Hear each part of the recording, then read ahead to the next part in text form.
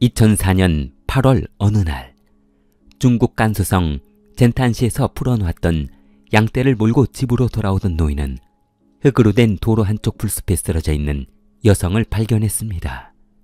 도로는 비온 뒤 질퍽한 타이어 자국이 선명한 울퉁불퉁한 길이었으며 도로변 풀숲은 마치 아이끼처럼 자라 있었습니다. 노인은 혹시나 여성에게 무슨 일이 생긴 것은 아닌가 걱정이 되어 그녀를 부축해 일으켜 세워주려 했습니다. 아가씨!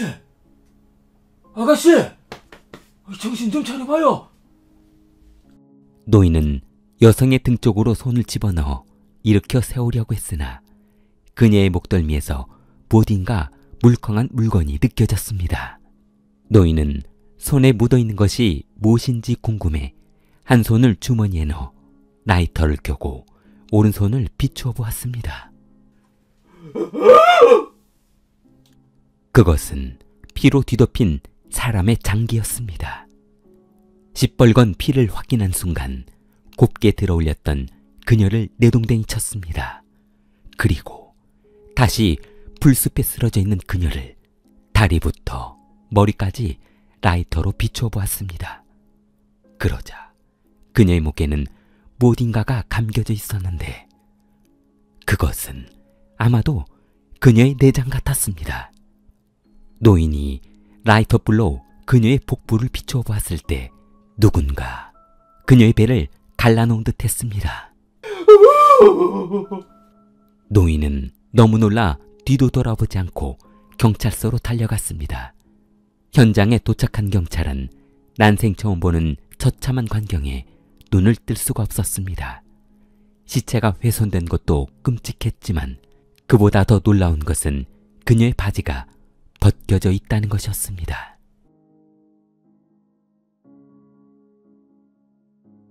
사망한 여성은 20대 초반의 아링이라는 여성이었는데 그날은 마침 회사 일을 마치고 버스에서 내려 집으로 돌아가던 길이었습니다. 그녀는 버스에서 내려 비포장길을 한참 동안 걸어갔는데 이 마을을 지나 다시 산골로 들어가는 조그만 마을에 사는 여성이었습니다. 마을 사람들은 원한도 없고 금품을 노리지도 않은 범죄를 보고 공포에 떨어야만 했습니다. 평상시에 말이 없고 착하기만 했다는 그녀의 죽음에 가족과 마을 사람들은 비통함에 통곡하고 울었습니다.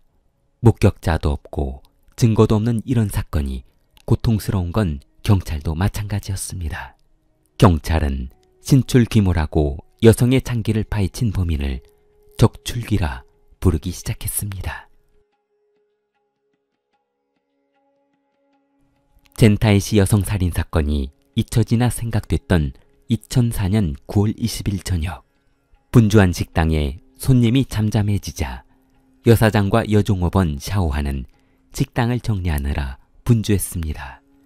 그녀들은 식당을 정리하고는 있었지만 혹시 모를 추가 손님 때문에 식당 문을 닫지는 못하고 있었는데 그때 식당을 청소하고 있던 여종업원이 조금 고통스러워하며 아랫배를 움켜쥐었습니다. 조금 전 너무 배가 고파 테이블을 치우다 손님이 남기고 간 고기를 몇 개 집어먹고 설사가 난 것이었습니다. 그녀는 퇴근 시간까지 참으며 청소하려고 했으나 더 이상 참을 수가 없었습니다. 여사장에게 급하게 화장실을 다녀오겠다는 말을 남기고 주방에 있는 화장지를 한 손에 들고 달려갔습니다. 그러나 화장실은 식당 바로 옆에 있는 것이 아니라 식당 건물로부터 약 20m 떨어진 공동 화장실이었기 때문에 한참을 걸어가야 했습니다. 평상시 같았으면 너무 무서워 두 명이서 같이 다니던 곳이었습니다. 하지만 여사장은 식당 손님을 봐야 하기 때문에 여종업원과 함께 가줄 수가 없었습니다. 잠시 후 약 5분 정도의 시간이 지나고 공용 화장실 쪽에서 비명소리가 들려왔습니다.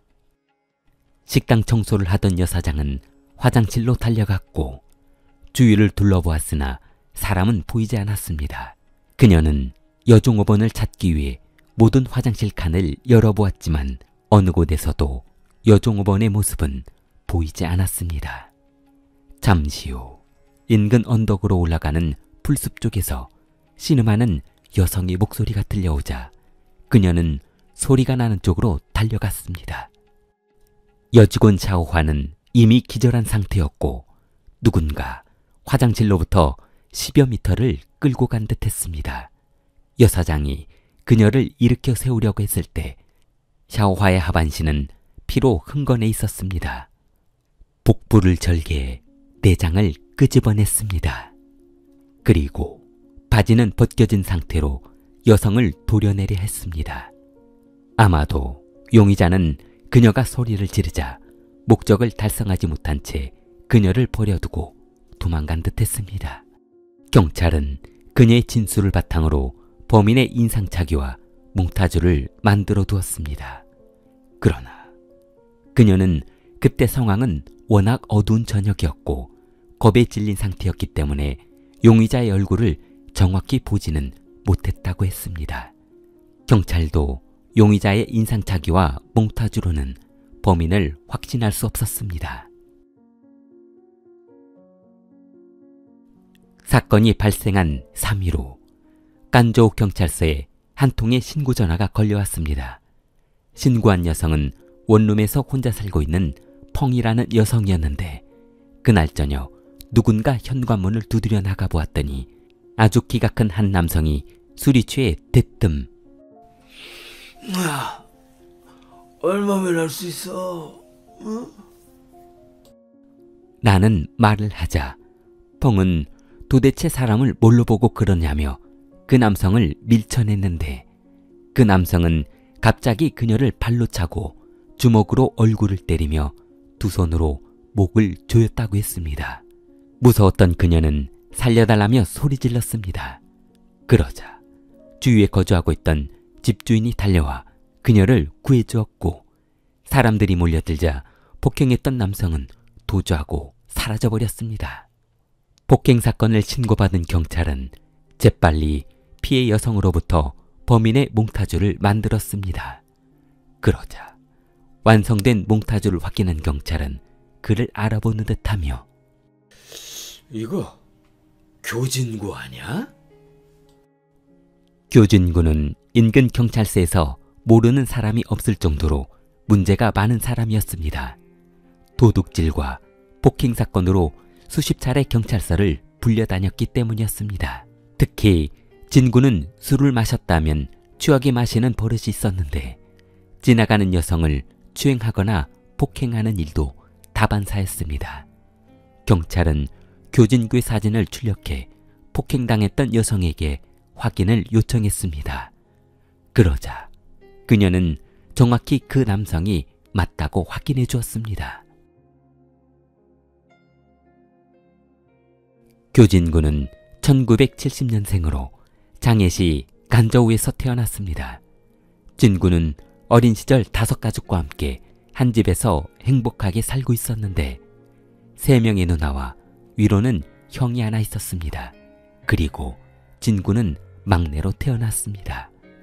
그러나 1989년 못된 친구들과 어울려 다니며 절도와 폭행을 일삼더니 징역 6년 6개월을 선고받고 사춘기 청춘을 감옥에서 보내야만 했습니다. 감옥에서 모범수로 선정된 진구는 1년을 감형받으며 5년 6개월을 복역하고 1994년 출소하게 되었습니다. 그는 출소 후 고향으로 돌아왔으나 버릇을 고치지 못하고 3년 만에 또다시 강도죄로 구속되었습니다.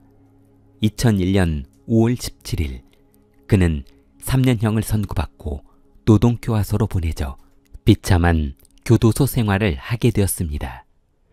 2004년 3월 14일 교도소에서 감형을 받고 조기 출소한 진구는 4월 21일 미용실에 머리를 자르러 갔다가 우연히 시비가 붙은 여성과 말다툼을 했는데 좁은 통로를 지나가던 진구는 여성 손님과 부딪히며 죄송합니다. 다치신 데는 없어요? 뭐야? 재수가 없으려니까 똥파리가 달라붙네. 성질이 불같았던 진구는 그녀를 폭행하려 했으나 주위 사람들의 만류로 그녀를 폭행하지 못하자 다음 날인 2004년 4월 22일 아침, 진구는 그녀에게 복수하기 위해 미용실로 찾아갔고 화장실에 숨어있던 진구는 그녀가 화장실로 들어오자 그녀를 쓰러뜨린 후 두 손으로 목을 졸라 살해하려 했습니다. 그러나 뒤이어 들어오던 손님이 현장을 발견하고 소리를 지르자 그녀의 지갑을 들고 도주해버렸습니다.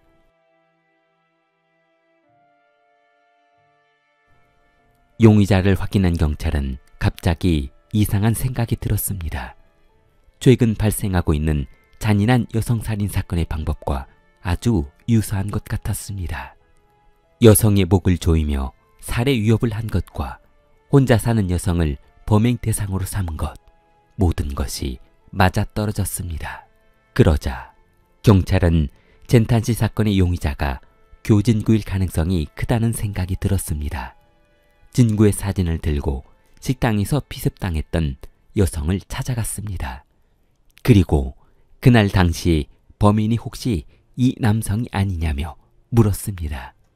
병상에 누워있던 그녀는 경찰이 가져온 사진 속의 남성이 맞다며 확인해 주었고 얼마 후 경찰은 교진구를 검거해 조사실에서 취조를 시작했습니다. 자네 8월 달에 어디 있었나? 진구는 한참을 고심하더니 장례시에 있었다고 했습니다.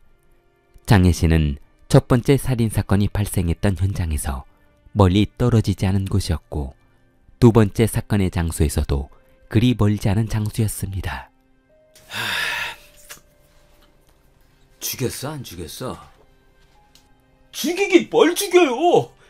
현장에서 나하고 관련이 있는 증거가 나오면 순순히 자백할게요.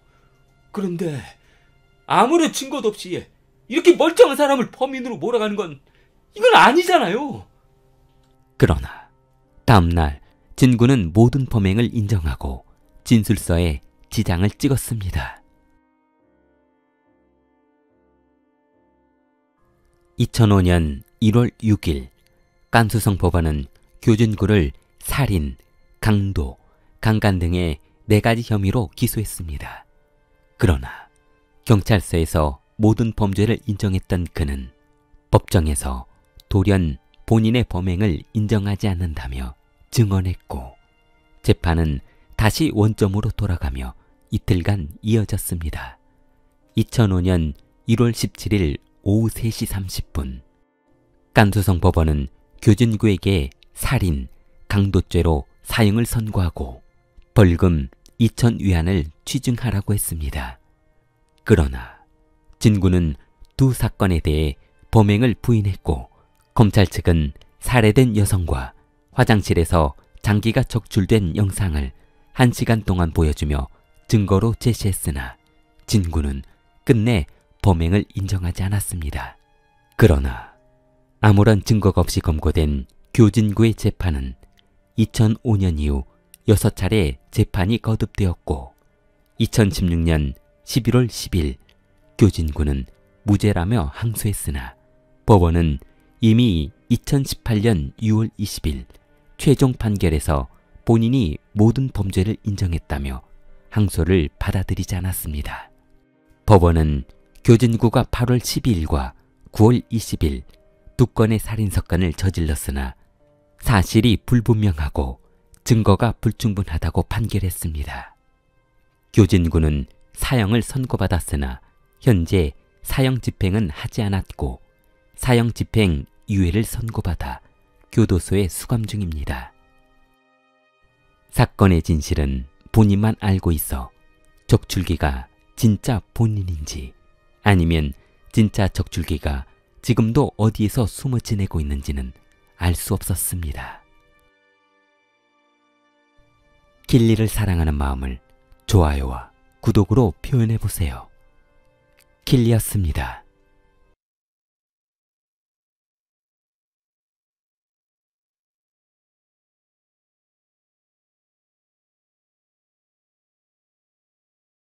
(1964년) 중국 정부는 한참 혼란스러운 시기를 겪고 있었고 웨이진하이의 할아버지 또한 전쟁과 생존의 갈림길을 피해갈 수는 없었습니다.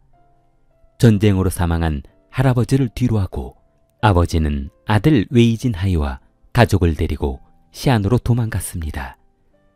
아버지는 시안에서 어렵게 자리를 잡으며 아이를 키우려 했으나 부모의 관심을 받지 못하고 자란 웨이진하이는 나쁜 친구들과 어울려 다니며 매일 싸움을 하고 다녔는데 그의 나이 16살에 이미 조직의 보스 역할을 하며 학생들을 몰고 다녔습니다. 그는 머리도 아주 영특해 사람 다루는 법을 알고 있어 본인이 하지 않아도 되는 일은 나서지 않고 동생을 시키는 치밀함을 보였습니다. 그는 또래 친구들로부터 앞으로 흑사회를 이끌 두목이라 인정받으며 리틀 블랙, 중국어로 샤오헤이라 불리기 시작했습니다. 어느 날 조직원의 동생이 보복을 당했다며 하소연하자 이를 참지 못한 웨이진하이는 조직원을 데리고 상대 패거리가 다니고 있는 학교로 달려갔습니다. 그러나 그는 학교에 진입하기도 전에 경비원에게 제지를 당하며 창피를 당하고 말았는데 야 이놈들아, 지금 학생들 수업 중인데 어딜 들어가? 왜 여기서 가? 경비원 아저씨는 키도 작고 중학생밖에 되지 않는 어린 학생들을 별로 대수롭지 않게 생각하며 혼내서 돌아가게 할 목적이었습니다. 하지만 경비원은 지금 본인 앞에 서 있는 학생이 누구인지 전혀 모르고 있는 상태였습니다. 야 영감, 어디서 싸가지 없게 내 앞을 막아? 어? 그때 뛰어있던 동생들이 저씨 샤워해가 뭐냐고?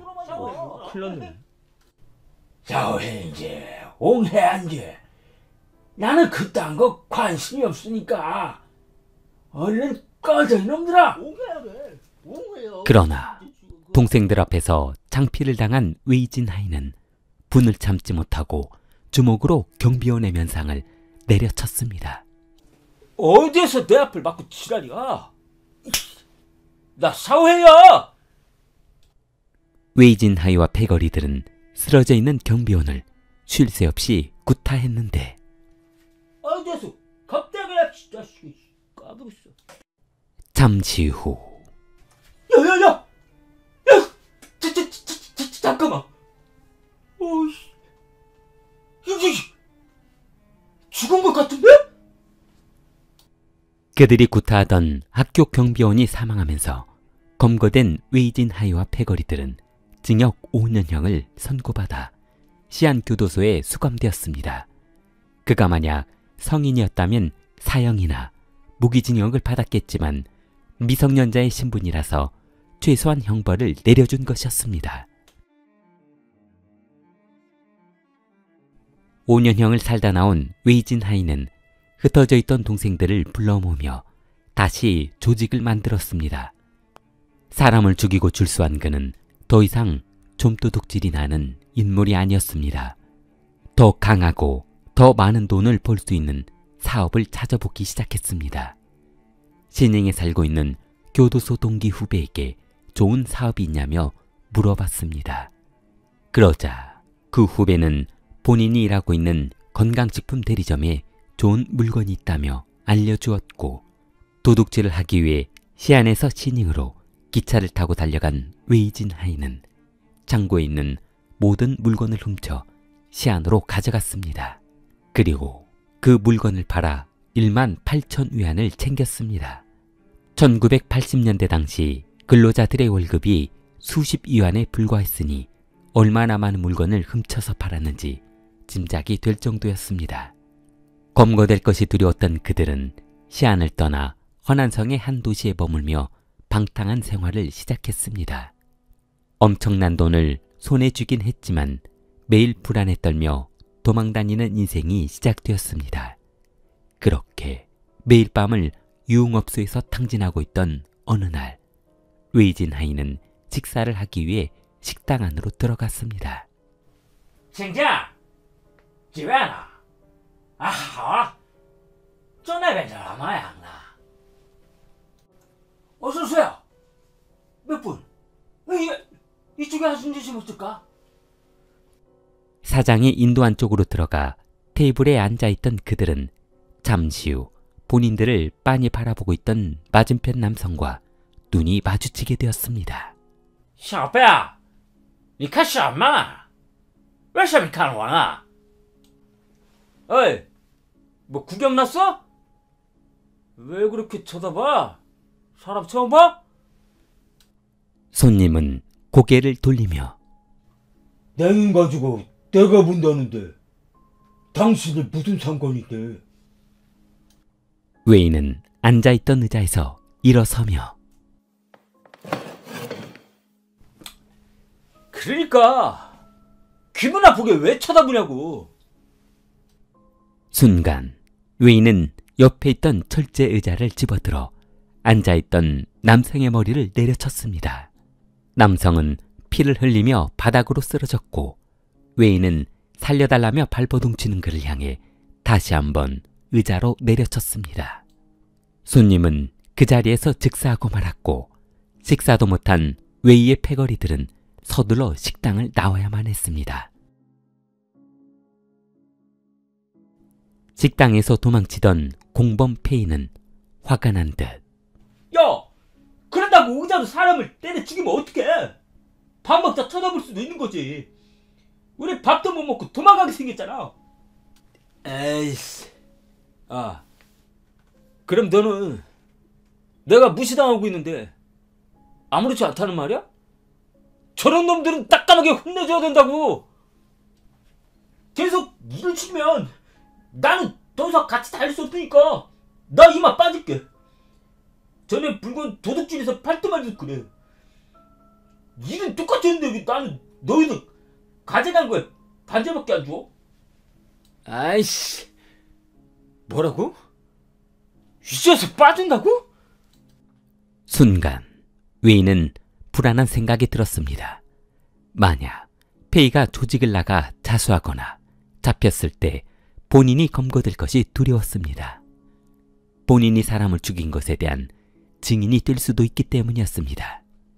에에에, 야야야, 우리 일단 그러지 말고 숙소로 돌아가서 생각 좀 해보자. 뭐 여기 언덕 내려가는 길에 담배 한 대씩 피우고. 페이는 투덜거리며 조직원들과 담배 한 대를 입에 물고 내려가고 있었습니다.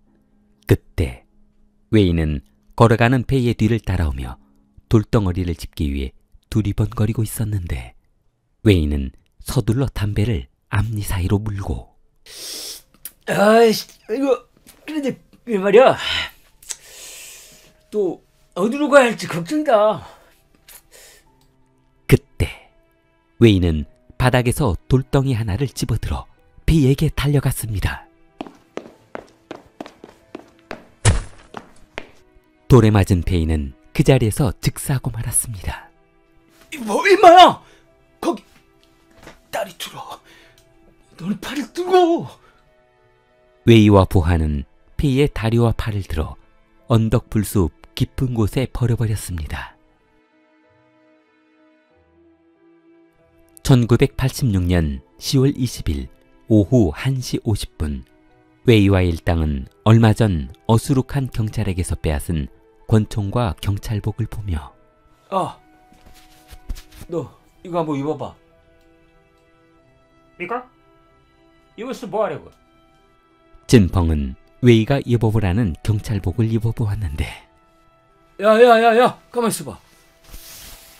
야, 너 진짜 경찰 같은데? 이거 모자도 한번 써봐. 그들은 빼앗은 경찰복을 입고 마치 정말 경찰이 된 것처럼 범행해보고 싶었습니다. 얼마 전에 은행에서 현금 다발로 찾아갔던 아줌마 있지? 어디 산다고 했지? 걔가 저기 저 골드오프 가게로 들어가는 거 봤지 말입니다. 근데 가게가 일주일에 사흘은 비어있더란 말입니다. 그럼 주인 없을 때 서둘러서 돈만 챙겨놔면 되겠네. 그리고 만약에 걸린다면 경찰이 조사가 나온 걸로. 얼버무리면 되니까 말이야.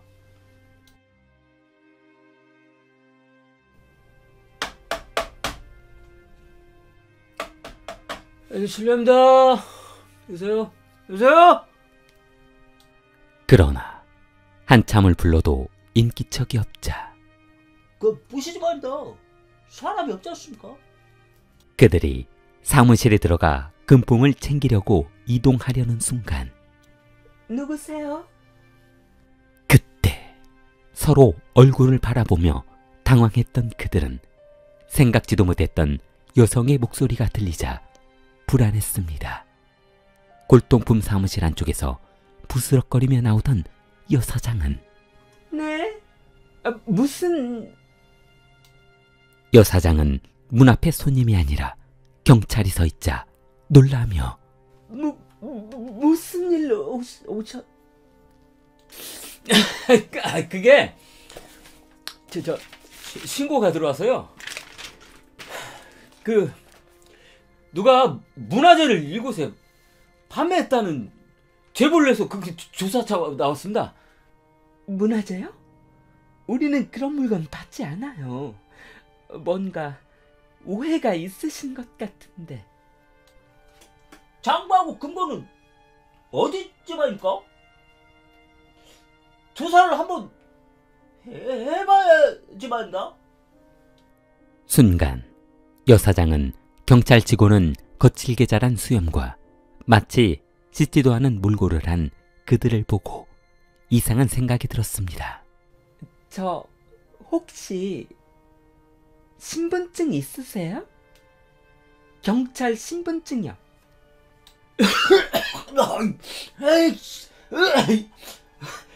이 아줌마가 신분증은 무슨... 우리 경찰이야. 경찰. 여사장은 그들의 신원을 확인해봐야겠다며 전화기를 집어들려 했습니다. 그러자 범행이 발각될 것이 두려웠던 웨이진 하이는 주머니에서 권총을 꺼내 여사장은 전화기를 손에 쥐어보지도 못한 채 사망하고 말았습니다. 총성이 들리자 골동품 상점 옆에 있던 임신 8개월 된 여주인은 무슨 일인가 하며 달려나왔는데 그녀는 상점에 들어오자마자 죽어있는 그녀를 보고 도망쳤습니다. 그러자 그녀를 잡기 위해 달려나온 웨이진 하이는 또다시 그녀를 향해 총을 쏘았습니다. 웨이진 하이 일당은 상점에서 3만 위안, 한화 540만 원을 들고 도주했습니다. 그러나 또다시 총성이 울려 퍼지자 인근 상인들이 몰려들었고 그들은 도주하는 중에 민간인에게 총격을 가해 자매가 중상을 당하는 상황까지 번지고 말았습니다. 이 총격 사건은 중국 시안에서 발생한 최초의 총격 살인 사건으로 기록되었습니다. 경찰은 총격전이 벌어졌다는 신고를 받고 출동했으나 그들을 검거하지 못하고 놓치고 말았습니다. 2달 후 사건 현장에서 멀리 떨어진 북쪽 강디 마을에서 3사람이 살해되었다는 신고를 받고 출동한 경찰은 그들을 추적한 결과 1987년 6월 30일 잠복에 있던 경찰이 웨이진 하이를 체포했습니다. 그러나 1988년 3월 28일 교도소에 수감 중이던 웨이진 하이는 탈옥에 성공하며 경찰을 혼란에 빠뜨렸는데 경찰은 뒤늦게 전단지를 만들어 수배해 보았지만 자취를 감춘 그를 검거하지는 못했습니다. 얼마 후인 1990년 1월 29일 한적한 시골 마을에 사는 주민이 시끄러운 총성이 난다며 경찰에 신고했는데 이를 이상하게 여긴 경찰은 총소리가 들린다는 근처에 잠복해 숨어 지내며 다른 범죄를 계획한 웨이진 하이와 그의 부하 쉐펑, 와이완, 거동다오를 검거했습니다. 1990년 3월 20일 시안 도립체육관에서 공개 선고가 된 후 웨이진 하이와 공범들은 시외 북쪽 언덕에서 총살되었습니다. 길리를 사랑하는 마음을 좋아요와 구독으로 표현해보세요. 길리였습니다.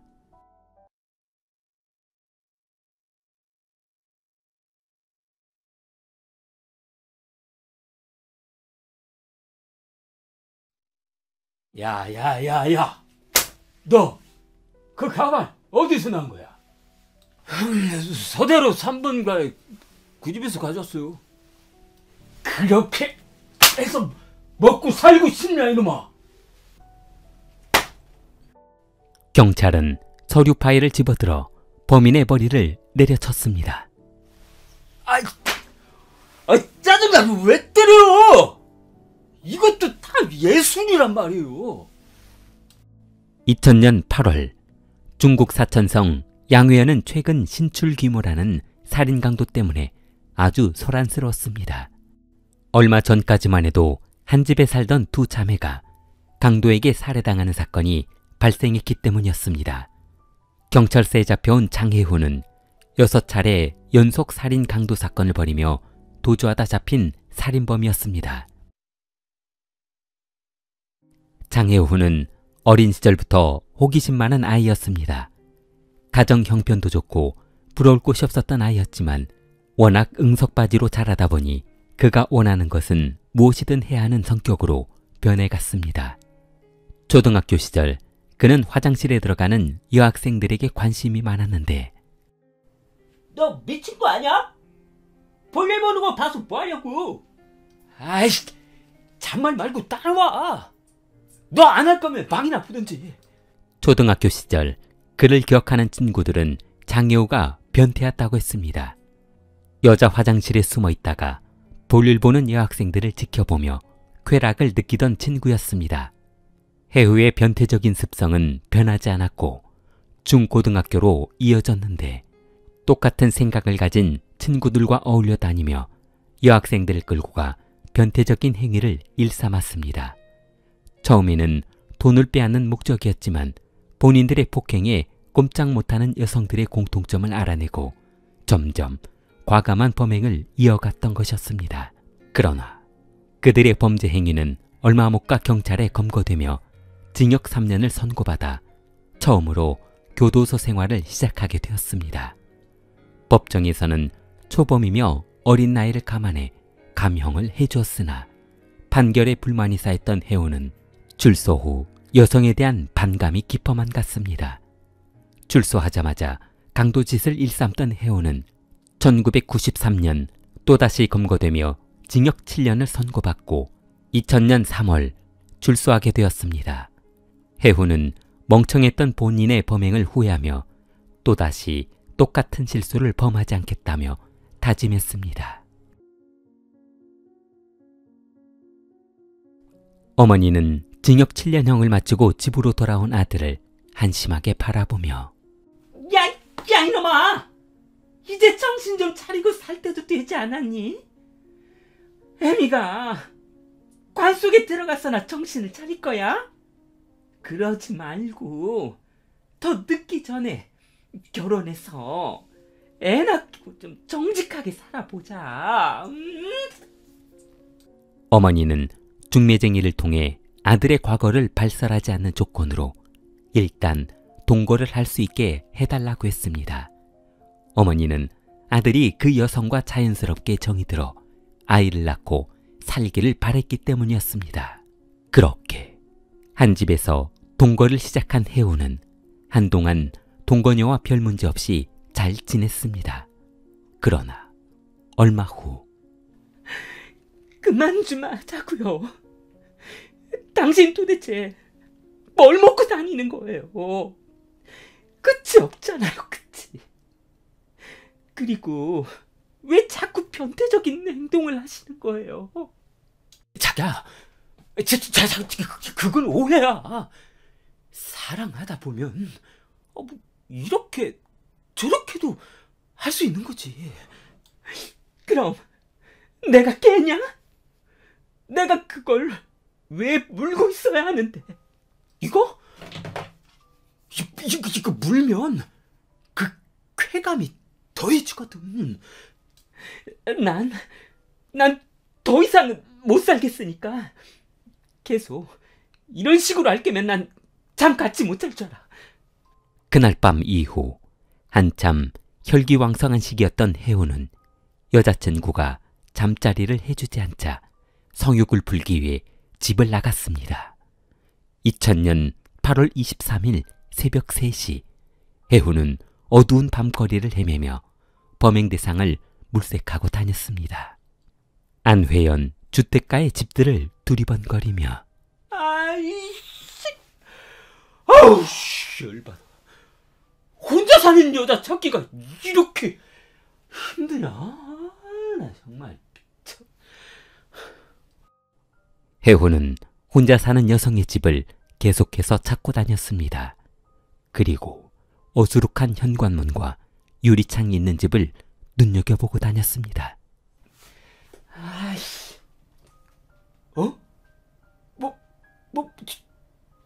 야, 저거 혼자 사나? 혜호는 재빨리 몸을 숨겨 전봇대 뒤로 숨었습니다. 그리고 집안에서 비추어지는 불빛에 움직이는 여성의 실루엣을 보며 잔뜩 흥분해 있었습니다. 혜호는 빠른 침을 삼키며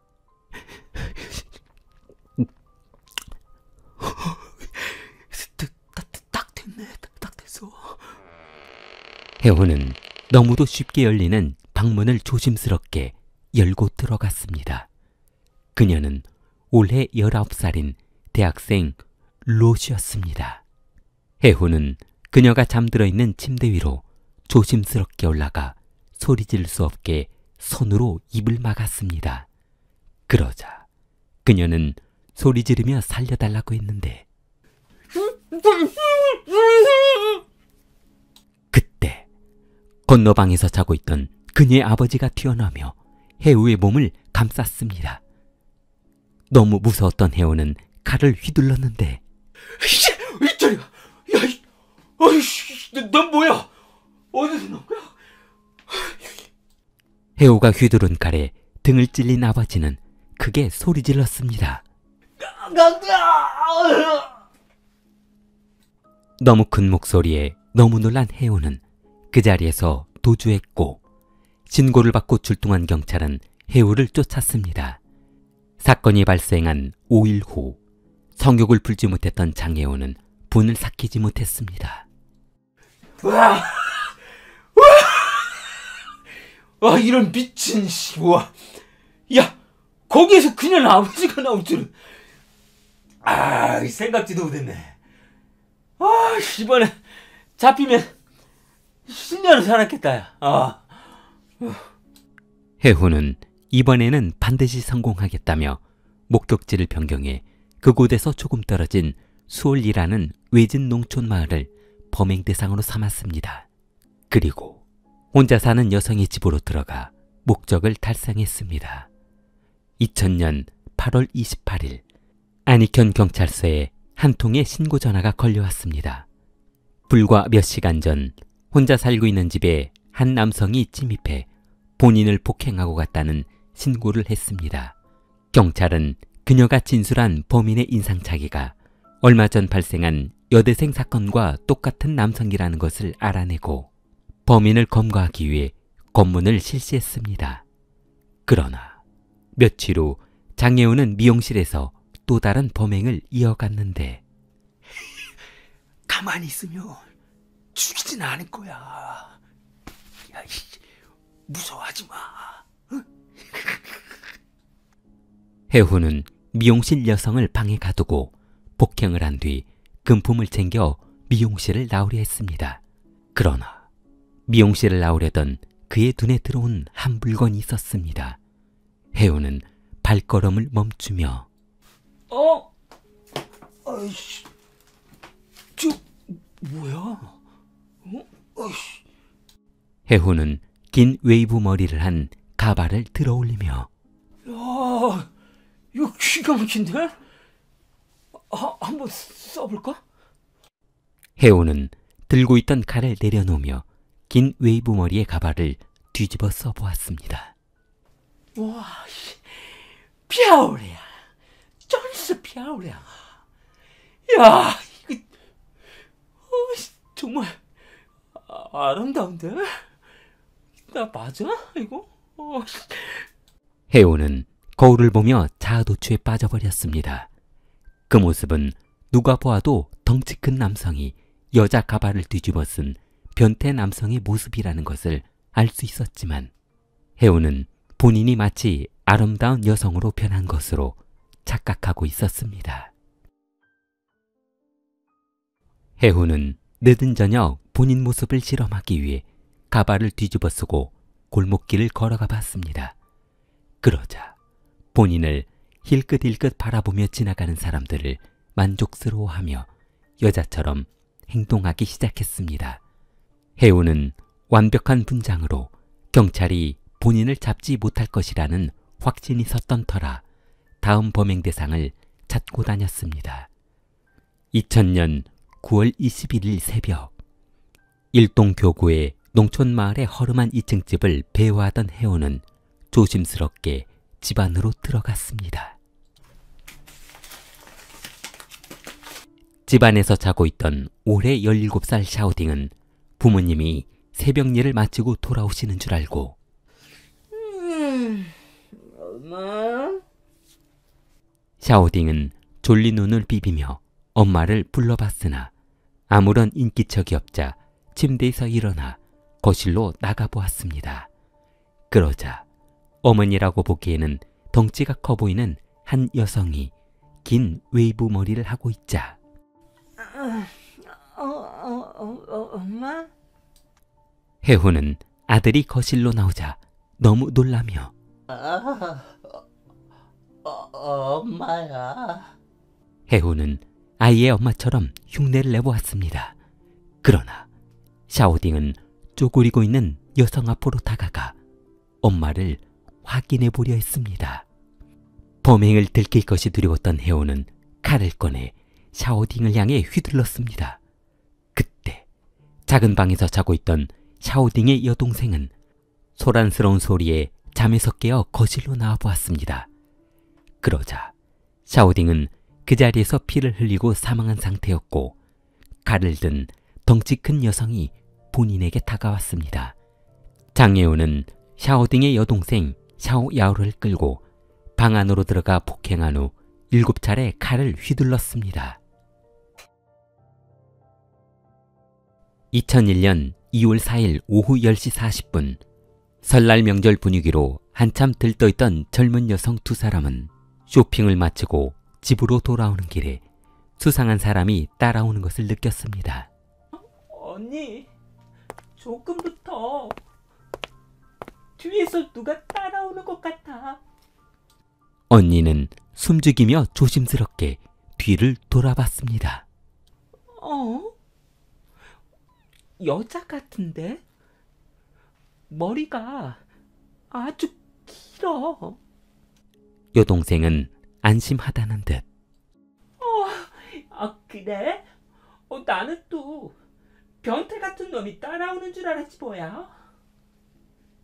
그때 긴 머리를 한 여성이 다가오며 언니들 어디까지 가? 뭐예요? 린칭과 언니는 그 사람이 여장한 남자라는 사실을 알아차리고 재빨리 집으로 걸어갔습니다. 잠깐 이야기 좀 하자니까. 해후는 언니의 손목을 잡아채며 골목길 바닥에 쓰러뜨렸습니다. 그리고 옷을 벗기기 시작했습니다. 겁에 질린 여동생은 사람 살려! 사람 살려! 여동생은 사람 살리라며 소리 질렀고 마침 큰 길을 걸어가고 있던 시민들이 달려들자 장혜원은 그녀를 버리고 도주했습니다. 2001년 2월 10일 새벽 강도 살인 사건으로 사천성 일대가 소란스럽자 주민들은 불안에 떨고 있었는데 아이고, 우리 집은 그 변태 같은 경찰은 뭐하고 있는 거예요? 그런 놈 하나 붙잡고. 경찰은 범인을 검거하기 위해 며칠 밤을 잠복근무하며 범인이 나타나기만을 기다렸습니다. 잠복근무로 스트레스가 잔뜩 쌓인 경찰은 열받아. 그 변태놈 하나 때문에 며칠째 집에도 못 들어가고. 도대체 이게 뭐하는 짓거리야. 그러도 말입니다. 저도 어제 와이프가 이혼 도장 찍어놨다고 찾아라고 했습니다. 내가 이놈을 잡기만 하면 그냥 아주 그냥 묵사만을 반대로 버릴 테니까. 야, 너 나 말리지 마라. 알았어? 최 형사님, 제가 왜 말립니까? 저도 그동안에 맺힌 게 있는데 저도 뗄 겁니다. 한참 동안 두 사람이 차 속에서 몸부림을 치고 있던 그때 최 형사님, 저기 좀 이상하지 않습니까? 덩치는 산만한데 긴 가발을... 야이씨! 잡어! 경찰이 그를 쫓아가자 담장을 넘으려던 장혜호는 혼비백산하며 가지고 있던 가방을 집어던진 채 도주하기 시작했습니다. 그러나 얼마 못 가 주택가 외진 곳에서 검거된 혜호는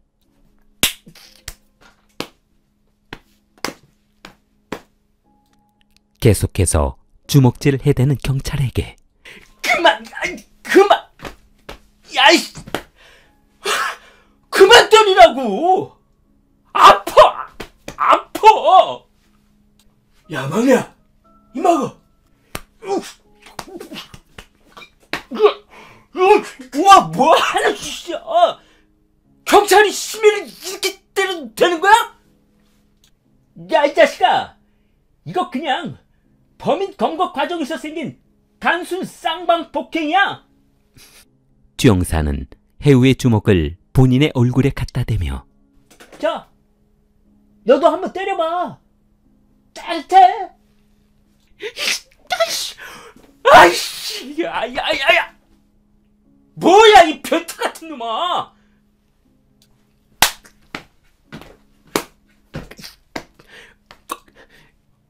변태는 너 아니야? 여자 흉내도 잘 낸다며? 내가 너 때문에 집에도 못 들어간 거 생각하면 피가 거꾸로 쏘는다, 이 자식아. 경찰은 장예호를 검거한 후 조사실로 데려와 조사를 이어갔습니다. 그래서 거짓거리 한번 하려고 그 어린 애들을 폭행하고 살인하고 그런 거야? 경찰이 또다시 혜호를 때리려 하자 또 때리려고? 혜호는 경찰을 노려보며 근데 너희들 경찰 맞냐? 왜 이렇게 선량한 시민을 그렇게 때리는 건데?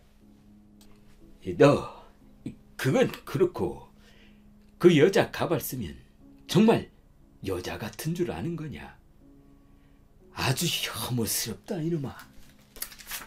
아이, 장예호는 토라진 표정을 하며 어이씨, 변태 같은 놈. 2000년 8월부터 2001년 2월까지 불과 6개월 만에 2명을 살해하고 6명을 성폭행했으며 5명에게 중상을 입힌 장혜호는 2001년 11월 사천성 법원으로부터 살인 혐의로 사형을 선고받았습니다. 길리를 사랑하는 마음을 좋아요와 구독으로 표현해보세요. 길리였습니다.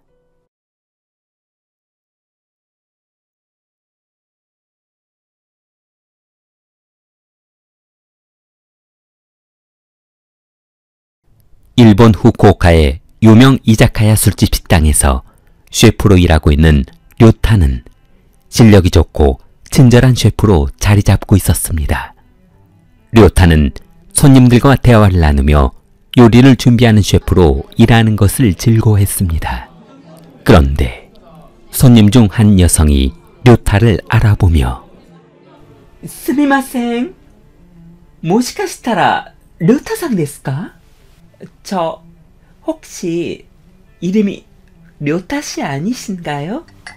はい、そうです。 네, 맞습니다만. 혼돈이 스고이 데스네. 살다 보니 이런 일이 다 있군요.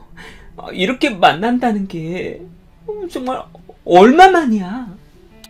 야마모토는 료타가 다니던 중학교 2학년 선배였습니다. 료타가 기억하는 그녀의 이미지는 그저 낯선 얼굴 자체였습니다. 그녀가 본인을 아는 척하고는 있었지만 식당 종업원 입장에서 손님을 모른 척하기에는 입장이 조금 난처했습니다. 인근 술집에서 도우미로 일하고 있던 야마모토는 그를 만나서 너무 반가워했습니다. 나 여기 단골인데 너 언제부터 여기서 일했어? 저요? 저도 여기서 근무한 지는 상당히 됐죠. 그렇게 우연히 식당에서 만나게 된 두 사람은 사적인 만남으로 이어가며 잠자리를 같이 하고 지내는 사이가 되었습니다. 그런데 만나면 만날수록 한숨만 쉬어대는 야마모토가 걱정이 되었던 료타는 저 무슨 걱정이라도 있어?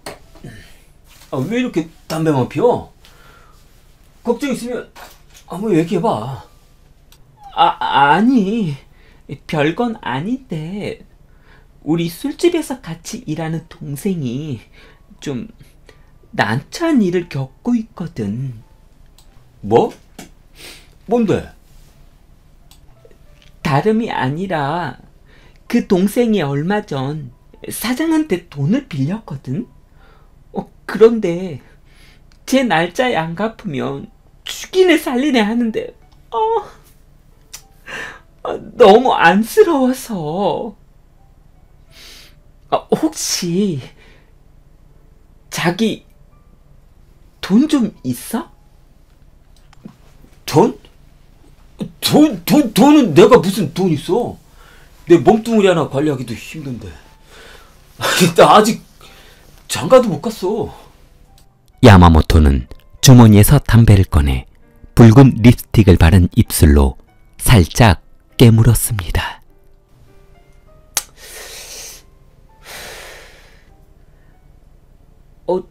자기 혹시 그럼 얘는 믿을만한 애거든? 그냥 보증만 서주면 안 될까? 보증? 보증이라니? 얼마 후 료타는 야마모토의 부탁으로 다른 여종업원 선수금 차용증에 지급 보증을 선다는 서명을 했습니다.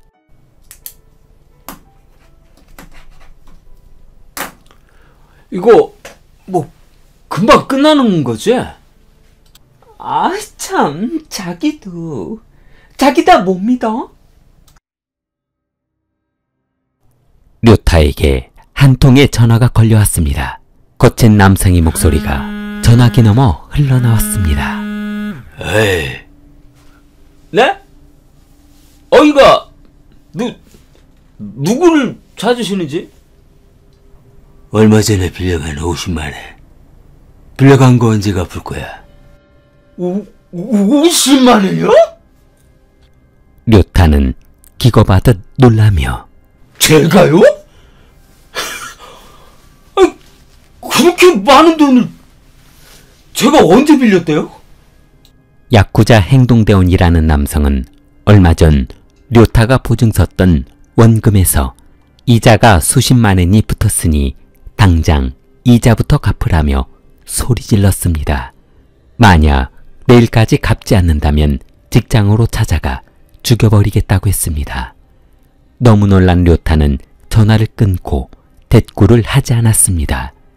그러자 다음날 료타가 일하고 있는 식당에 조폭들이 찾아와 행패를 부리기 시작했습니다. 에이, 다시 한 번만 네 맘대로 전화 끊기만 해봐. 확 그냥 죽여버릴 테니까. 그들은 만약 료타가 돈을 갚지 않으면 계속해서 찾아와 행패를 부릴 것이라고 했습니다. 료타는 남성에게 매일 이자 명목으로 돈을 지불하기로 했습니다. 적게는 1만엔에서 많게는 3만엔까지. 료타는 하루하루가 지옥 같았습니다. 만약 송금을 제때하지 않는다면 또다시 골목으로 끌려가 구타당할 것이 두려웠습니다. 그러던 어느 날 료타가 입금을 하지 못하자 조폭 남성이 그를 찾아왔습니다. 야야야야! 너 입금 안 하면 어떻게 된다고 했어? 료타가 대답을 하지 않고 있자 남성은 료타의 뺨을 때렸습니다. 어머니, 여동생, 뭐 친척들 전화번호 적어봐. 가족 전화번호는 왜요? 아이, 그리고 사실 그 돈 제가 빌린 것도 아니잖아요. 아, 그런데 왜 제가 갚으라는데요? 에이, 이 자식이. 야, 적으라면 적어, 이 자식아. 네가 못 갚으면 네 애미나 동생이라도 갚아야지. 이제 이자가 많이 붙어서 빚이 3천만 원이 된 건 알고 있지? 에? 아니, 어떻게 30만 원이 그 사이에 수천만 원이 되니까? 동네 몰라? 확 그냥. 얼마 후 그들의 구타를 참지 못한 료타는 살 수 있는 방법이라고는 그들로부터 도망치는 방법밖에 없다고 생각했습니다. 가족과 지인들과도 연락을 끊고 혼자 도망쳤습니다. 야쿠자는 아무리 연락해도 료타를 만날 수 없자 헤이, 쥐새끼 같은 놈이 도망가 버렸네. 야전에 그놈이 적어준 여동생 주소하고 전화번호 있지? 전직 야쿠자 조폭은 야마모토를 시켜 료타의 여동생을 불러냈습니다. 야마모토는 료타의 여동생을 앞에 두고 이전 상황을 이야기해 주었습니다. 야마모토는 손톱을 만지작거리며 오빠가 저한테 돈을 좀 빌려간 게 있거든요. 얼마 전까지만 해도 잘 갚더니 갑자기 잠수를 타버렸네요. 오빠가요? 야마모토는 매일 료타의 여동생 루미에게 전화를 걸어 오빠 빚을 갚으라며 괴롭혔습니다. 그러자 더 이상 참을 수 없었던 루미는 경찰서를 찾았는데 아니, 개인적인 재물을 왜 저희한테 하소연하시는지 모르겠네요. 그런 건 당사자들끼리 해결하셔야죠. 저희가 뭐 추심업체입니까? 그래도 제가 빌린 돈도 아닌데 자꾸 갚으라며 협박하고 있단 말이에요. 그럼 일단 사건 접수는 하시고 돌아가 있으세요. 연락을 드릴게요. 야마모토는 루미가 아무런 반응이 없자 그녀를 불러내 남자 도우미가 있는 나카스의 호스트바로 데려갔습니다. 이미 그 호스트바의 단골이었던 야마모토는 본인의 술값을 루미에게 지불하라며 뭐해? 술값 안 낼 거야? 이자 내야지. 적게는 10만엔에서 30만엔까지의 돈을 본인의 술값을 지불하게 했습니다. 야마모토는 루미를 매주 한 번씩 불러내 호스트바에 가서 술을 마시고 술값은 이자로 대신 내라며 그녀에게 계산하도록 했습니다. 호스트바의 남성들은 그녀들의 관계가 마치 신분이 나뉜 것처럼 행동하는 것이 신기했는데 아니, 두 사람은 뭐 주인과 누이 사이 뭐 이런 거야? 재밌겠다. 너 말 잘한다 얘. 와인 한잔 할래? 제일 비싼 걸로 한 병 가져와봐. 호스트바 직원들이 기억하는 루미의 모습은 처음 방문했을 때는 순진한 모습이었으나 시간이 지나면서 진한 마스카라와 노출이 심한 옷으로 변하고 있었다고 했습니다. 루미가 원하지 않는 옷차림으로 변한 것으로 보아 아마도 야마모토의 강요로 그렇게 변해간 것이 아닌가 생각했다고 합니다. 루미는 결혼해서 남편과 아이가 있는 주부였고 야한 옷차림의 의상과는 어울리지 않아 보였습니다. 야마모토와 야쿠자는 루미에게 돈을 가져오라며 지속해서 폭행을 하고 있었는데 더 이상 그녀에게서 돈이 나오지 않자 술값으로 만족하지 못했던 야마모토는 약 1개월간 루미를 방 안에 가두고 고문했는데 그래도 별 진전이 없자 그녀의 목을 조르고 남편에게 돈을 가져오도록 하라며 협박했습니다. 그러나 루미가 반응하지 않자 야마모토는 동거하고 있던 27세 오스티스 종업원 기시호와 나이프로 그녀의 허벅지를 찔렀습니다. 남편한테 전화해. 뭐 그렇게 참으면 우리가 봐줄 것 같아? 자기야, 차라리 젓가락으로 찔러보자. 그들은 루미의 목을 조르고 목검으로 머리를 내려쳤는데 뭐야? 야마모토는 쓰러져 있는 루미에게 다가가 그녀가 숨을 쉬지 않고 있다는 것을 알게 되었습니다. 루미는 쇼크로 사망했습니다. 2019년 10월 20일 두 사람은 겁만 주고 계속해서 돈을 갈취하려는 목적이 어긋나자 사망한 루미를 들고 후쿠오카현 다자요시의 주차장에 주차해 놓은 루미의 차 속에 집어넣었습니다. 그리고 잠시 후 산책하던 시민에 의해 사망한 채 발견되었습니다. 며칠 후 동생의 부고를 받고 장례식장에 찾아온 류타는 지난 과거를 후회하며 동생에게 본인의 죄를 빌었습니다.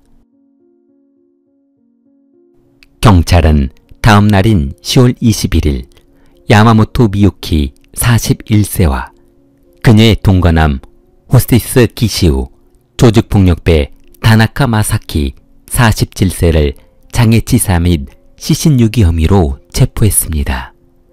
2021년 10월 법원은 야마모토에게 장애치사 혐의로 징역 22년을 선고했는데 재판 과정에서 그녀는 계속해서 어깨를 들썩이며 웃고 있었습니다. 2022년 여름 야마모토는 수감 중 대장암으로 43세의 나이에 사망했습니다. 언론은 사건이 마무리된 후 루미와 그의 남편이 경찰에 11차례 협박사건을 접수했던 사실을 알아냈습니다. 그녀가 경찰서에 마지막으로 방문해 폭행사건을 접수한 것이 2019년 9월이었습니다. 그러나 그녀는 마지막으로 경찰서를 찾은 지 1개월 후에 사망하고 말았습니다. 해당 경찰서는 사건을 접수조차 하지 않고 있다가 그녀가 살해되고 난 후에서야 조사를 시작했다고 합니다. 길리를 사랑하는 마음을 좋아요와 구독으로 표현해보세요. 길리였습니다.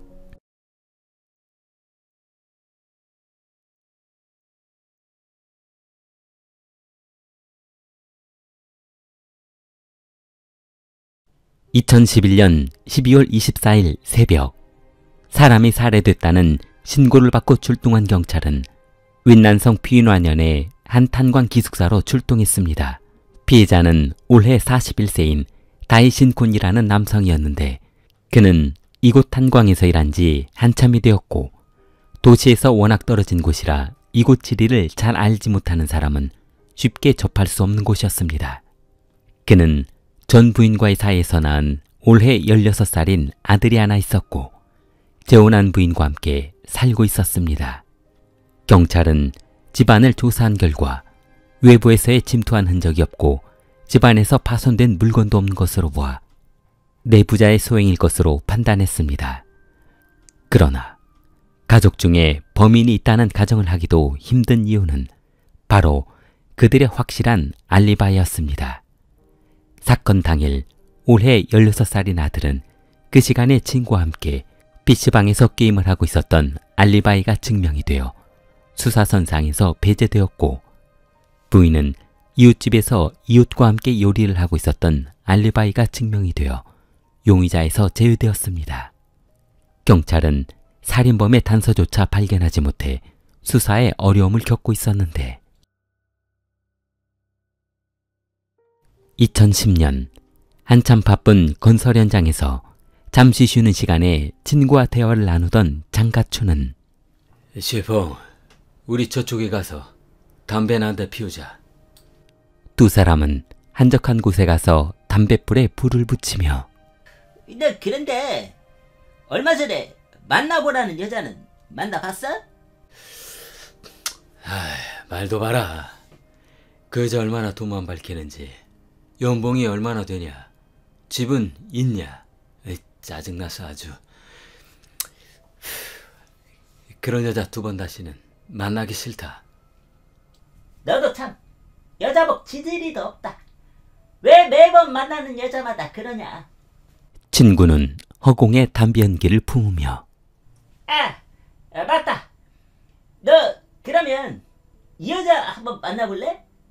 나도 얼마 전에 알게 됐는데 그냥 뭐 생각 없이 사는 여자 같기도 하고, 뭐 남자는 다 좋아하는 것 같기도 하고 그래. 근데 여자는 착하고 좋아. 그래? 나이는 어떻게 되는데? 설마 아줌마는 아니지? 에이, 그럼 아무렴 너한테 아줌마를 소개해줄까? 일단 전화번호 이거 줄 테니까 생각 있으면 거기로 전화해봐.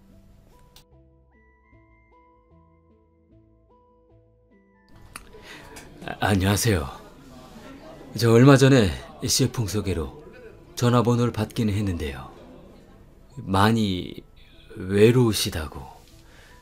이거 초면에 잘 부탁드립니다. 그날 이후 두 사람은 성격이 잘 맞는다며 매주 만나 뜨거운 사랑을 불태웠습니다. 그런데 가초는 그녀와 만나면 만날수록 그녀에게서 이상한 점을 발견했습니다. 전화가 오면 밖으로 나가서 전화를 받는가 하면 일정 시간이 되면 집에 가야 한다며 사라지는 것이었습니다. 얼마 후 그녀는 가춘에게 할 말이 있다며 자기, 나 사실 임신했어. 뭐? 임신? 요즘 너무 메스꺼워서 테스트 해보고 산부인과도 가봤는데 임신 초기래. 그럼 나 아빠 되는 거야?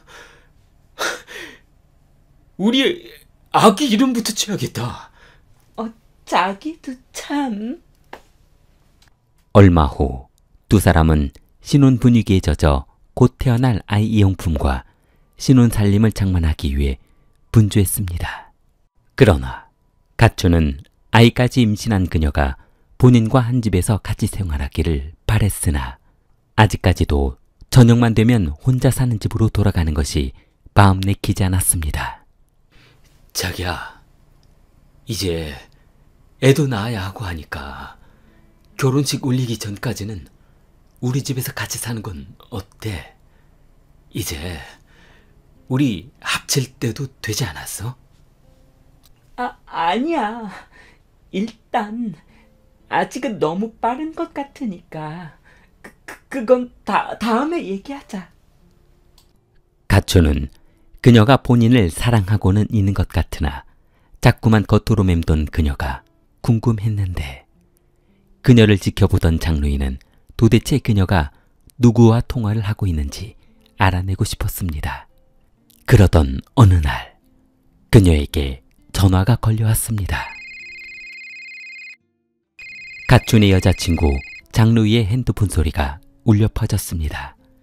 그러자 장루이는 재빨리 핸드폰을 들고 식당 밖으로 나갔는데, 이번 기회를 놓칠 수 없었던 가춘은 그녀를 뒤따라가 담벼락 뒤에 숨어 그녀의 통화 내역을 들어보기로 했습니다.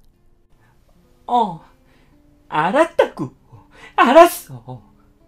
곧 들어갈 테니까 걱정 마. 뭐? 내가 매일 늦었어? 자기도 매일 집 비우고 안 들어오잖아. 그런데 왜 내가 조금 늦는 것 가지고 뭐라고 하는 거야? 알았어. 끊어. 바로 들어갈게. 전화통화를 마치고 다시 식당으로 들어오던 그녀를 막아선 가추는 창백한 얼굴로 이 뭐야? 당신 남편이 있어? 조금 전에 남편이라고 한 것 같은데. 아니야. 자기가 오해한 거야. 얼마 후 가추는 루이가 유부녀이며 올해 5살이 된 아이도 있는 유부녀라는 사실을 알게 되었습니다.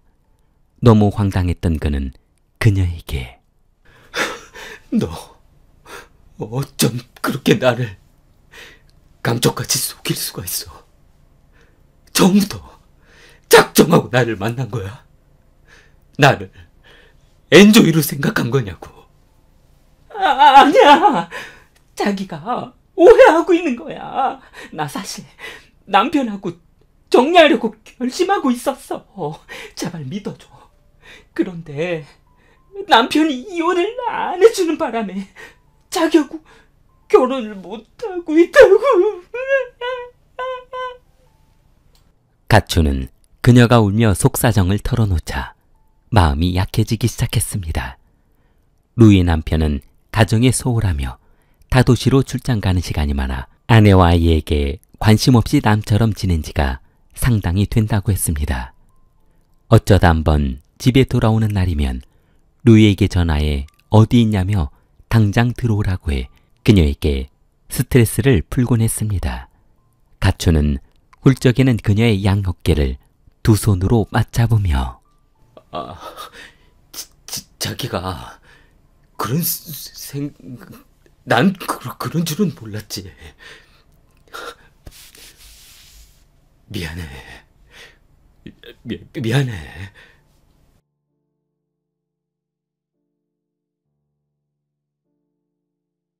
(2018년 8월) 장로인은 울먹이며 가춘에게 자기야, 어쩌면 좋아.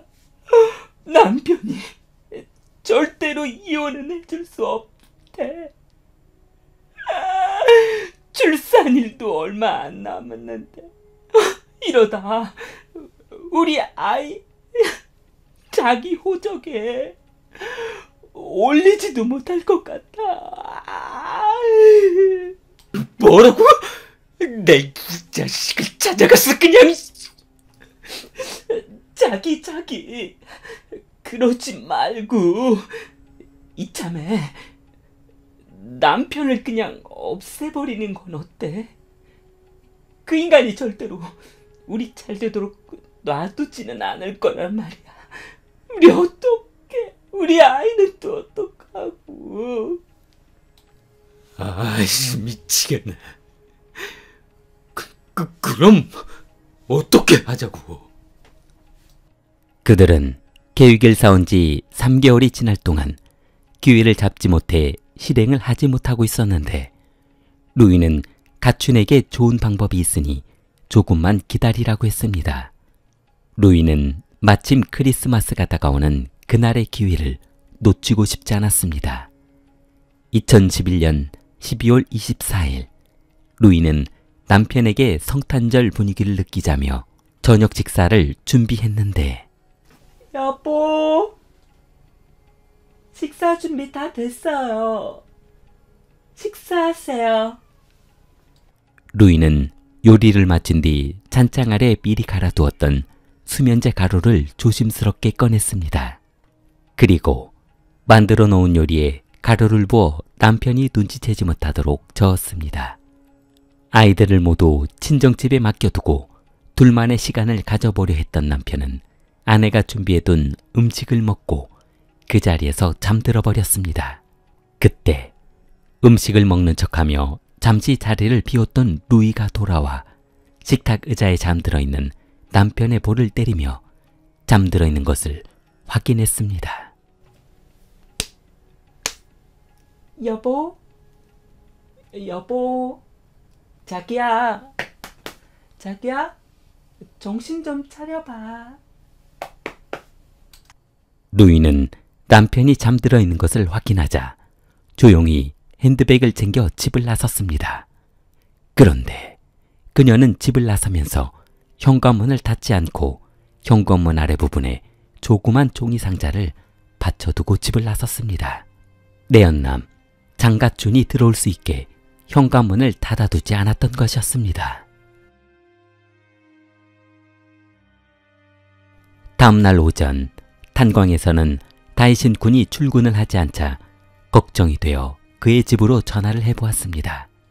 그러나 수차례 전화를 해보아도 전화를 받지 않자 경찰서에 실종 신고를 했고 신군의 집에 도착한 경찰은 침대 위에서 저항 한번 하지 않은 채 사망한 그를 이상하게 생각했습니다.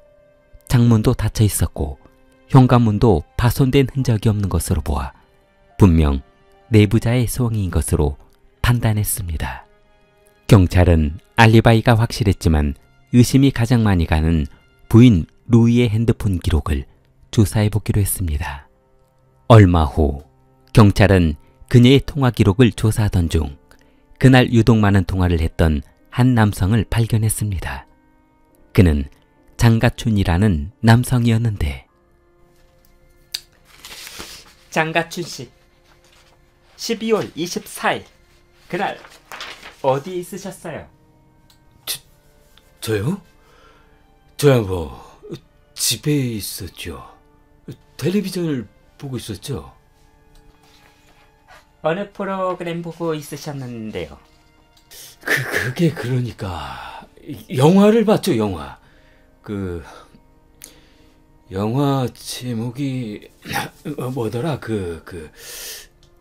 경찰이 가촌을 집중적으로 조사를 시작하자 가촌은 조사실에서 알리바이를 입증하지 못하며 범행을 인정하고 말았는데 저도 그럴 마음은 없었습니다.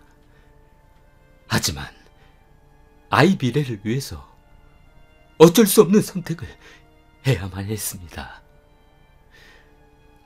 이제 와서 후회해봐야 소용이 없겠지만 우리 아이 미래를 위한 선택이었습니다. 우리 아이요? 네, 루이가 임신을 했거든요. 아, 그래요. 그 아이가 가춘 씨 아이가 맞는 건가요? 아니, 무슨 말씀을 그렇게 서운하게 하세요. 우리 애 때문에 사람도 죽였는데. 저희가 아내분, 아니 그 애인분 핸드폰 내역을 조사를 해봤는데 루이 씨하고 관련된 남성분이 한두 분이 아니셨습니다. 10여 명이에요. 저희도 지금 그분들을 수사선상에 올려놓고 조사를 하고 있던 차에 알게 된 사실입니다. 부인께서 그들하고 성관계 조건으로 금품을 요구하기도 했더라고요. 네? 뭘 잘못하셨겠죠? 루이는 그럴 여자가 아닙니다. 아니에요. 가춘이 살인 혐의로 검거되고 살인을 교사한 장루이가 검거된 후 가춘은 사형을 선고받았고 장루이는 살인에 직접적인 관여를 하지 않았다는 알리바이가 입증이 되어 무기징역을 선고받았습니다. 임신한 상태로 감옥에 들어가 생활하게 된 그녀는 2012년 감옥에서 딸을 낳았고 루이의 출산 소식을 들은 가춘은 본인이 죽더라도 자식은 훌륭하게 키워달라며 그녀에게 부탁하는 편지를 보냈습니다. 그러나 잠시 생각에 잠긴 가춘은 잠시만요. 사형당하기 전에 부탁할 것이 있는데요. 제가 검거될 때 와이프가 만나고 있던 남자들이 한두 명이 아니었다고 하셨잖아요. 혹시 루이가 낳은 딸하고 저하고 유전자 검사를 한번 해주실 수 있나요? 죽기 전에 마지막 소원입니다. 억울하게 죽더라도 자손을 남기고 싶은 게 이 애비의 마음 아니겠습니까? 2013년 가춘이 수감되어 있는 교도소에 유전자 검사 통지서 한 통이 도착했습니다. 교도관은 가춘이 수감되어 있는 방 창문을 두드리며 장가춘! 등기 왔어! 야, 얼마나 기다리던 유전자 검사 통지서인가. 잠도 못 자고 그렇게 기다리더니만. 에이, 어서 와서 통지서 확인해보게.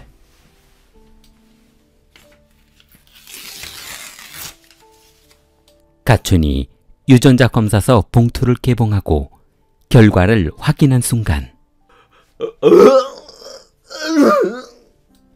뭐야? 뭔데 그래? 가춘과 루이가 낳은 딸의 유전자가 일치할 확률은 0%였습니다. 사형을 선고받은 후 유예기간 동안 친자라도 확인하고 형을 받아들일 생각이었던 가춘은 억장이 무너지는 것 같았습니다. 1년 후 장가춘은 본인 자식도 아닌 아이를 위해 살인을 저지른 것을 믿을 수 없다며 억울함을 호소했습니다.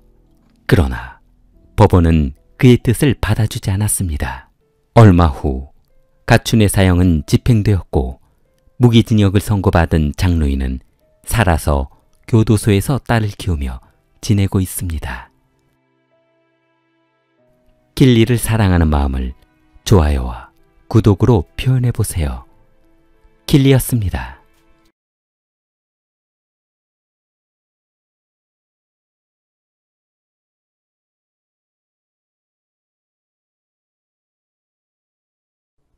핸드폰을 손에 쥐고 한참 동안 문자 메시지를 주고받던 리량은 너무 기뻐 말이 나오지 않았습니다.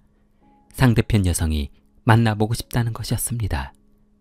한번 이혼한 경험이 있었던 리량은 전 부인과의 상처를 최대한 빨리 잊고 새 출발을 하고 싶어 데이트 어플에 가입해 새로운 결혼 상대자를 찾았습니다. 그런데 뜻밖에도 2주 만에 참한 아가씨를 만날 수 있어 정말 행운이라고 생각했습니다. 리량은 그녀와 만난 지 2주 만에 결혼하게 되었고 곧바로 결혼 증명서까지 발급을 받았는데 모든 서류는 제가 다 정리해두었거든요. 그러니까 크게 신경 쓰실 건 없으실 거예요. 결혼 증명서도 발급받았어요. 2013년 3월 두 사람은 사랑이 불타오르더니 만난 지 2주 만에 혼인신고를 하고 2개월 만에 결혼식을 올려 살림을 차리게 되었습니다. 리량과 부인 홍아는 맞벌이 부부로 일하며 열심히 돈을 모으기로 했는데 두 사람의 꿈은 시내 한복판에 아파트 한 채를 갖는 것이었습니다. 그러나 남편 리량은 부인 홍아와 외출할 때면 항상 절친이었던 혼자 살고 있는 친구 주구원을 불렀는데 자기야, 인사해. 여기는 나랑 아주 친한 친구 베프지. 구원이라고 해. 주구원. 반갑습니다. 말씀만 많이 들었지 직접 뵈니까 훨씬 더 미인이시네요. 혹시 주위에 좋은 친구분 있으시면 저도 한번 소개 부탁드립니다. 아직 결혼 안 하셨어요? 결혼요?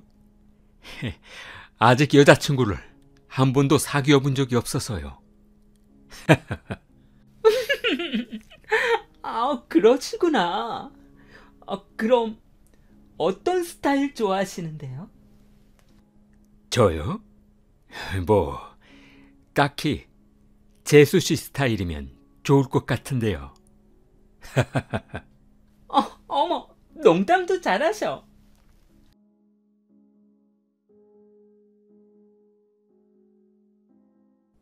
리량이 저녁 식사를 하러 외출하던 어느 날 그날도 어김없이 친구 주구원을 불렀습니다.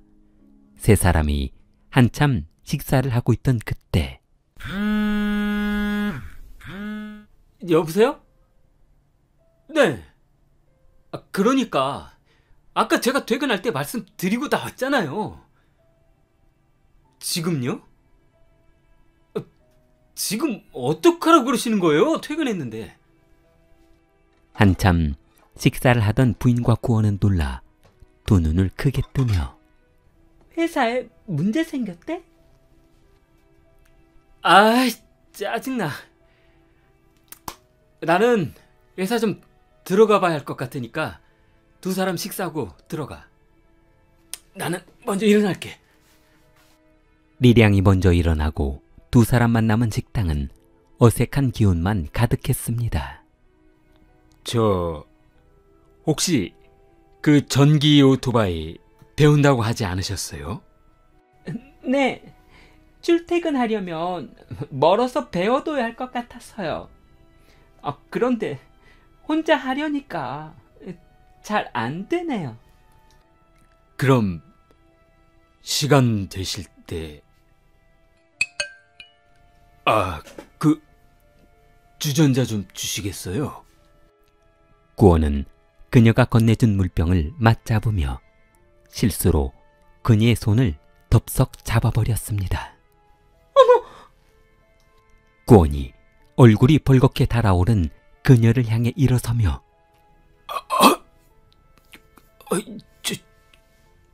죄송해요.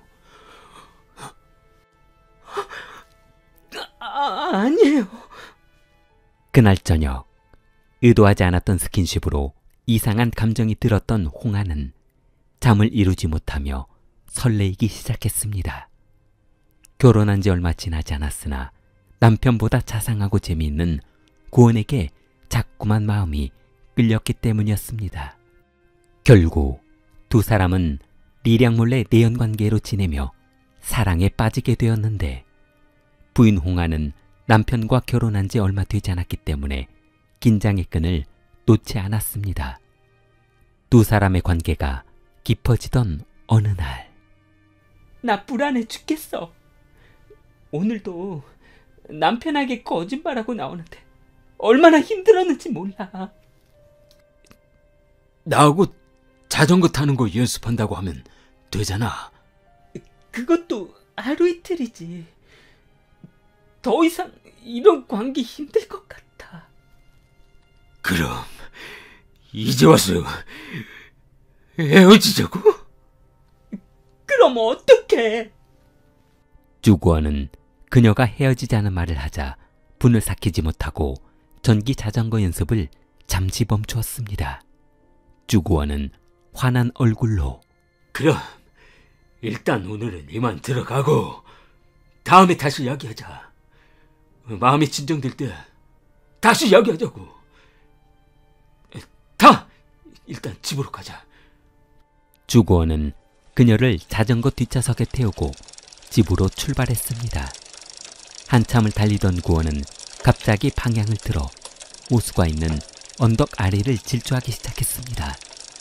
너무 놀란 홍아는 자장님, 뭐 하는 거야?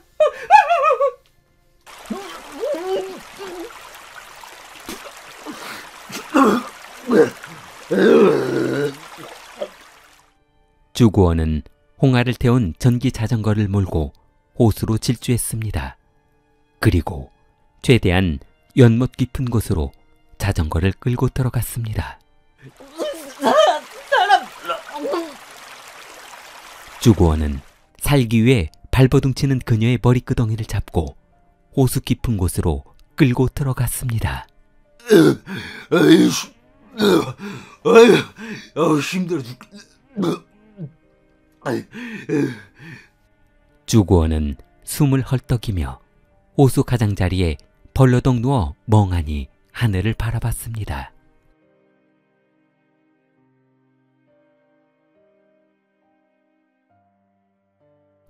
그날 저녁 리량은 집에 돌아오지 않은 아내가 걱정이 되어 수차례 전화를 해보았으나 그녀는 전화를 받지 않았습니다. 2013년 5월 10일 오후 4시경 리량은 경찰서로 달려가 아무래도 와이프가 잘못된 것 같아요. 연락이 안 돼요. 분명 회사 일 마치고 집으로 돌아오는 길이라고 했거든요. 무슨 말씀인지 천천히 말씀해 보세요. 경찰은 리량과 함께 그녀가 퇴근하는 동선을 살펴보기로 했습니다. 리량은 경찰에게 핸드폰 문자를 보여주며 이거 한번 보세요. 어제 저녁에 와이프가 보낸 문자예요. 경찰은 리량이 보여준 핸드폰 메시지를 유심히 바라보았습니다. 보세요. 집으로 가고 있는 중이라고 적혀 있잖아요. 가는 길에 전기 자전거 연습 좀 하고 들어간다고요. 아, 맞다. 그러고 보니까 문자 보내기 전에 통화할 때 옆에 누군가 있는 것 같았어요. 속삭이는 듯한 남자 목소리가 들리더라고요. 그래요? 경찰은 리량의 진술을 바탕으로 그녀의 핸드폰 마지막 위치와 핸드폰 통화 내역을 조사해 보기로 했습니다. 경찰은 그녀의 통화 내역을 조사하던 중 연속으로 같은 번호가 3번 찍힌 번호를 바라보며 이상한 생각이 들었습니다. 7458? 2013년 5월 11일 오전 7시 호수 주변을 조깅하고 있던 한 남학생이 연못에 시신으로 보이는 물체가 떠올랐다며 경찰에 신고했습니다. 현장에 도착한 경찰은 얼마 전 실종 신고가 접수된 여성과 관련이 있는 것이 아닌가 생각하며 그녀의 신원을 확인했습니다. 역시 고인은 홍하였습니다. 경찰은 남편에게 부인 시신이 발견되었다며 연락을 했는데 오늘 아침 호수에서 운동하던 한 남성이 아내분 시신을 발견했습니다. 아마도 운전 미숙으로 자전거를 타다 호수에 빠져 익사하신 것 같습니다. 병원에 오셔서 신원을 확인해 주셔야겠습니다. 영안실에 도착한 리량은 사망한 아내의 시신을 확인한 순간 그대로 주저앉고 말았습니다. 아이, 그러게 내가 안 된다고 했잖아. 안 된다고. 그놈이 종이 자전거 위험하다고 몇 번을.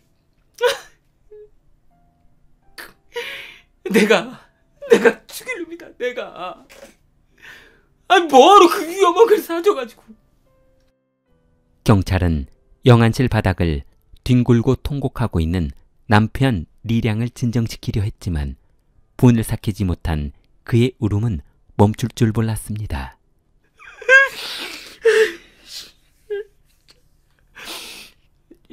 형사님, 그런데 제 와이프가 사망했을 때 핸드폰은 가지고 있지 않았던가요? 핸드폰이요? 그런 건 없었는데요. 왜 그러시는데요? 아니에요. 그날 핸드폰을 가지고 있었거든요. 그럼 호수에 빠졌을 수도, 그럴지도 모르겠네요. 그렇죠. 뭐 그럴 수도 있죠.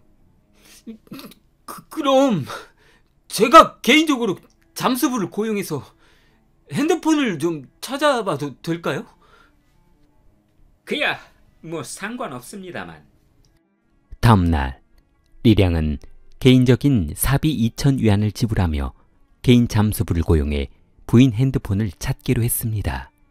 그때 한참 사건을 조사하던 형사가 반장님, 그런데 사망한 여성분이 호수에서 익사했다는 게 조금 이상한데요. 에? 뭐가 이상하다는 거야? 호수 수심이 1m 20입니다. 홍아씨 신장이 1m 60인데 본인보다 얕은 수심에서 익사했다는 게 좀 이상하지 않습니까? 뭐? 그럼 말이 안 되잖아. 타살일 가능성이 있는데 남편은 또 왜 그렇게 잠수부를 써가면서까지 와이프 핸드폰을 찾으려고 하는 거야? 경찰은 얼마 전 그녀의 핸드폰 통화 내역을 조사하던 중 발견했던 번호 7458번으로 전화해 보았습니다. 그 핸드폰은 주권이라는 남성의 전화번호였는데, 여보세요. 저 경찰입니다. 홍아 씨라고 아시죠? 홍아 씨가 이 번호로 여러 번 통화를 했던데요. 저요? 이 사건 당일도 주구원 씨하고 통화를 했던 기록이 있습니다. 그날 만나서 무슨 일이 있었던 겁니까? 주구원은 경찰의 수사망이 좁혀오자 더 이상 숨길 수가 없다고 판단했습니다. 그날 저녁이었어요. 저는 매일 홍아에게 자전거 타는 것을 알려주고 있었죠. 그런데 제가 실수로 그녀가 탄 자전거를 놓치는 바람에 호수에 빠져 익사하고 말았어요. 제가 도와주고 싶어도 그때는 이미 늦어서 손을 쓸 수 없었고요. 익사했다고요? 네. 저는 무서워서 그냥 도망갔어요. 후회하고 있지만 그 상황은 어쩔 수 없었어요. 반장은 주곤이 앉아있는 테이블 위에 사진 한 장을 던지며 홍아 씨 신발 바닥에서 진흙이 발견됐습니다. 진흙이요? 그게 왜요? 홍아 씨 신발에 진흙이 묻어 있다는 것은 그녀가 호수 바닥을 딛고 일어서 있었다는 겁니다. 수심도 1m 20밖에 안 되더라고요. 그건 현장에 있었던 누군가 일부러 그녀를 익사시켰다는 증거가 되기도 하죠. 어때요? 다른 알리바이라도 있습니까? 주구원은 조사실 테이블에 고개를 쳐박고 모든 것을 체념한 채 진술하기 시작했습니다. 그러니까 말이죠. 사실은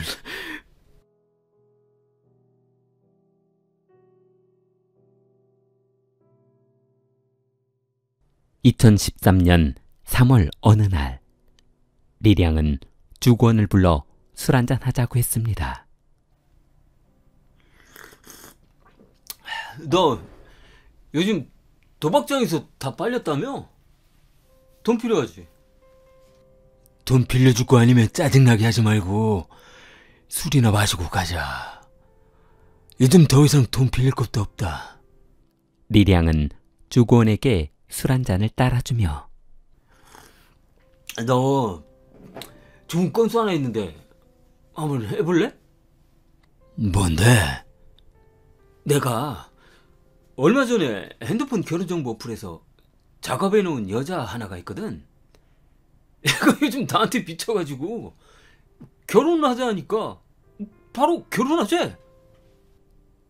그런데 내가 그 여자하고 결혼하자마자 보험을 여러 개 들어놓을 테니까 내가 그 여자를 죽여주기만 하면 돼. 뭐?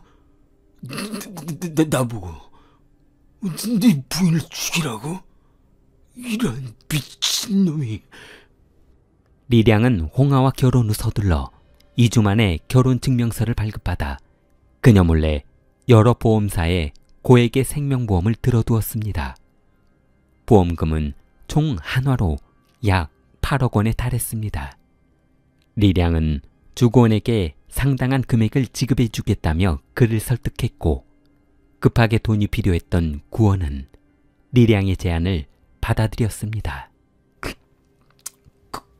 그런데 네 아내를 내가 일방적으로 죽이면 금방 걸리지 않을까? 아, 이런 멍청하기는. 내가 그런 계획도 안 세워놨을까 봐? 뭘? 어떻게 할 건데? 자, 봐. 내가 매번 아내하고 외출을 할 때마다 너를 부를 테니까 그녀하고 자연스럽게 친해지란 말이야. 그러다가 확신이 섰을 때 내가 자리를 비켜줄 거야. 그러면 내가 그때 내 아내를 데리고 여관으로 가. 그리고 내연관계로 지내란 말이야. 그랬다가 그 다음에 전기 자전거 타는 걸 알려준다고 해. 그렇게 하고 매일 부르란 말이야. 나는 모른 척 할 테니까. 그렇게 하다가 자연스럽게 호수에 빠져서 운전 미숙으로 죽은 사람처럼 하란 말이야. 어때? 감쪽같지? 이야, 정말 귀가 막히다. 경찰은 남편 리량이 아내가 사망한 지 얼마 지나지 않았는데 병원 측을 상대로 사망진단서를 빨리 발급해달라는 행동이 수상해 부인으로 들어있는 보험 내역을 조사해 보았습니다. 그러자 남편이 결혼한 지 얼마 지나지 않아 부인 앞으로 고액의 보험을 가입했다는 사실을 알아내고 남편 리량을 소환했습니다. 리량은 경찰이 제시한 보험 관련 서류와 친구 주구원과의 통화 내역을 증거로 제시하자 모든 것을 포기하고 범행을 인정했습니다. 2014년 1월 23일 강소성 상주시 법원은 리량과 주구원에게 사형을 선고했습니다. 두 사람의 사형은 2년 뒤 집행되었습니다. 좋아요와 구독은 무료입니다. 킬리였습니다.